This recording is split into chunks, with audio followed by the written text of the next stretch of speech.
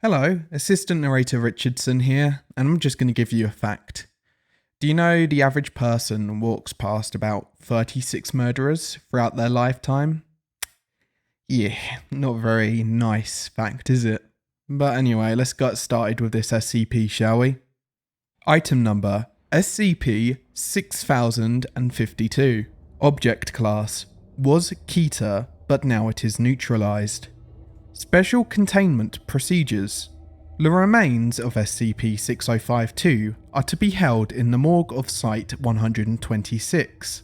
All items owned by SCP-6052 are to be preserved in secure storage for further analysis. Foundation information monitoring assets are to monitor for crimes matching the modus operandi of SCP-6052. Archived Special Containment Procedures, 10th of the 16th, 21. Foundation information monitoring assets are to monitor for crimes matching the modus operandi of SCP-6052, as well as for individuals corresponding to the description of SCP-6052, and provide this information to Mobile Task Force Row 12, America's Least Wanted. MTF Row 12 is to coordinate with federal and state law enforcement across the United States. Members are to be equipped with SCIA modules to detect the distinctive EVE pattern of SCP-6052. Witnesses are to be amnesticized according to standard procedure where necessary, with relevant cover stories fabricated for the killings committed. Description: SCP-6052 is a male individual of nondescript appearance, with the ability to alter memories and perceptions of those nearby, often to render them incapable of recalling the presence of SCP-6052. SCP-6052 has committed a series of murders throughout the United States, and is believed to have killed a minimum of classified individuals over 53 years, with an annual average of classified victims.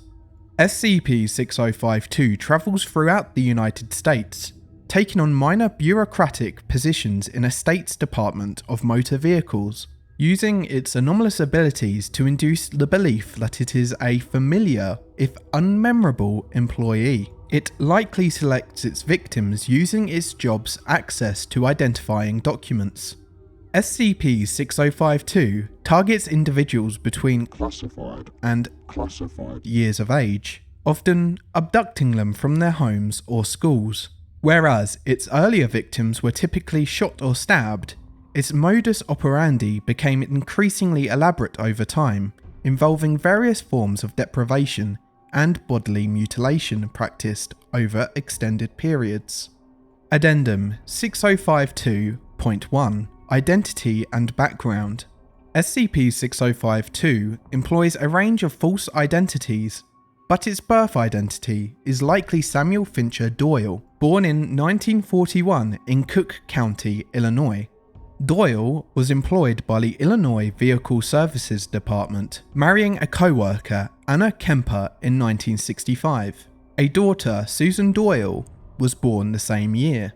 In 1967, he and his family were involved in a car accident, killing his wife and rendering his daughter comatose.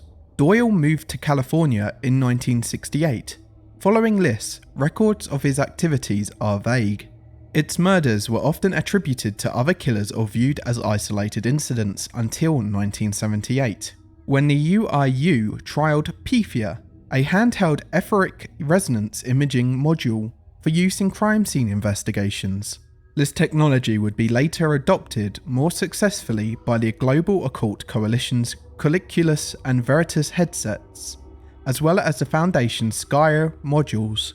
While the PIFIA program was discontinued, early tests identified an unusual EVE signature in the personal effects of Martin Schultz, a child then believed to have drowned accidentally. The UIU handed the investigation over to the Foundation, which concluded that Schultz had been murdered, and furthermore, that the EVE signature was a unique pattern left by the perpetrator's anomalous abilities. However, the investigation soon stagnated due to changes in funding and a lack of leads. Addendum 6052.2 Containment of SCP-6052. On October 2021, Foundation assets were deployed to Sussex County, Delaware, to investigate an outbreak of SCP Classified. to aid in identifying SCP. Classified. Agents were equipped with Skya modules for identifying EVE patterns. While investigating the area, Agent Josephine K noticed an individual with an unusual EVE signature. Cross-referencing with the Foundation's database identified them as SCP-6052, employed by the Delaware Division of Motor Vehicles, under a pseudonym. Upon their arrival, MTF Row 12 discovered that SCP-6052 had abducted two siblings, Michaela and Angela Johnston. SCP-6052 was apprehended at a nearby warehouse and transported to Site 126. Michaela Johnston, the elder sibling, was discovered in the warehouse with SCP-6052, while suffering severe malnutrition and extensive injuries due to Graphic details expunged. her condition stabilized following hospitalization. Addendum 6052.3 Interview with SCP-6052. Audio recording transcript. Date 10th of the 16th, 21. Subject SCP-6052. MTF Row 12 Agent Simon Perez. Note, as Site 126 was short-staffed due to a recent containment breach, Agent Josephine K stood in as an armed guard to monitor the interview. Begin log. SCP-6052, can you hear me? Son, I'm not that deaf. Quiet down and quit it with the numbers. Where I work, I stare at a list of them all day. I'd rather not have them as my name. But I know what you're after. Angela Johnston, I'll answer your questions. Just keep it civil and use my name like civilized people. Where's the girl, Mr. Doyle? Lieutenant, if I may, this is highly against procedure and was to say that SCP-6052 will even answer. You'll call me by my proper name, or so help me in any case. As I was saying to the gentleman here, I'd be happy to answer your questions as I see fit. Is the other girl alive? Yes, no thanks to you. Agent K, if you interrupt again, you'll have to leave. Let her leave. I'm just an old man. Kids are easy to work with, even at my age. But a big fella like you, I'd strain myself. When I started, I could manage adults. But it was just gun and knife work. Easy stuff. I've never seen anything like... How the hell did you even think up what you did to her? Experience and practice. Though the smell of blood still gets to me. They say it's biological. The sick feeling you get at those smells. And when I'm cutting them up for weeks, my God, it stinks to high heaven. That's what comes closest to giving it away. Dogs go wild near me. I can't fool with their heads like I do people. Can you believe? Where's the girl? What? No asking about motives. Just tell me what the time is. 11:47. Now can you... Oh, Len, she's dead. Buried her deep. Was supposed to open up the trapdoor 2 hours ago to give her a bit of air. Would have tossed Michaela in two once I was done cutting her up. But if it's just the little one dead, fine. Every little helps her. Agent K, I'm warning you, stand back. Who's her?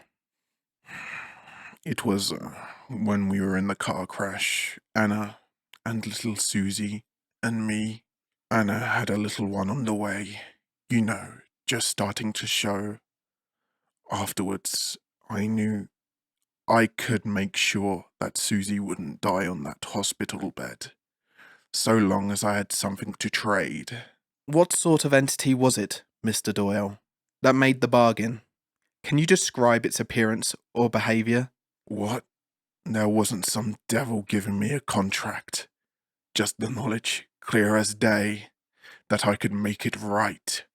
Maybe she's just lying there like she's asleep, but it's better than nothing.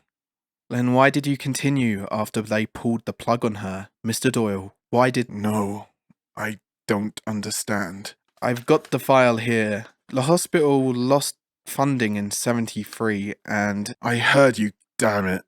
That can't have been... Yes, I know. It was... Yes, I remember now. I had her moved elsewhere. Bet your records didn't catch that, huh? Then where? Where's the girl you've been killing and torturing kids for, you sick bastard? What?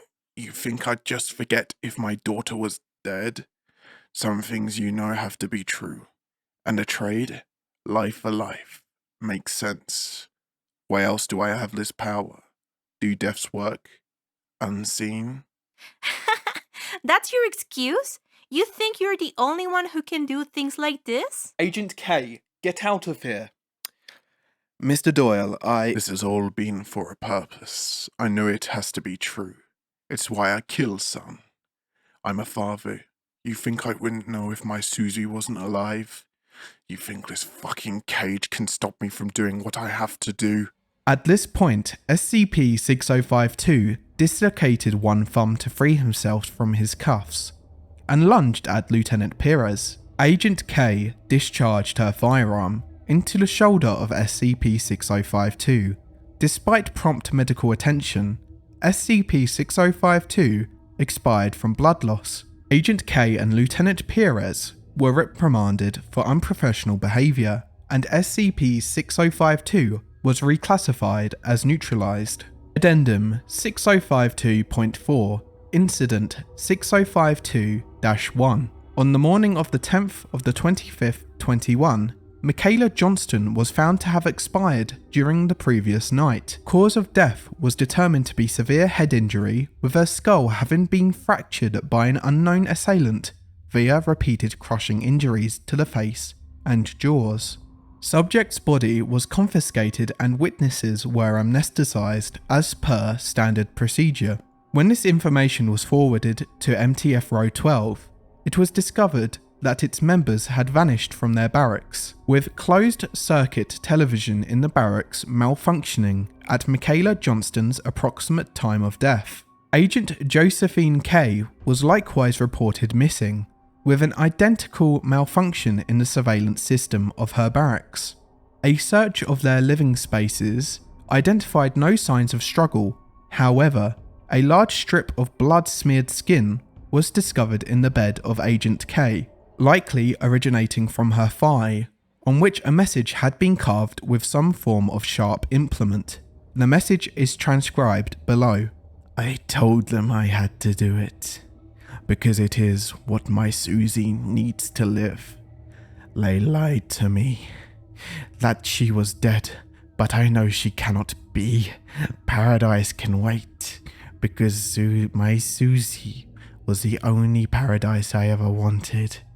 And now I can do everything I need to help her live. She has to live. Why else do I have this power now? Your guns can't do anything to me. Happy hunting. And that was the end of this document. I think the guy would have done it even without powers. Some horrible people in this world, eh? Ugh. Anyway, goodbye.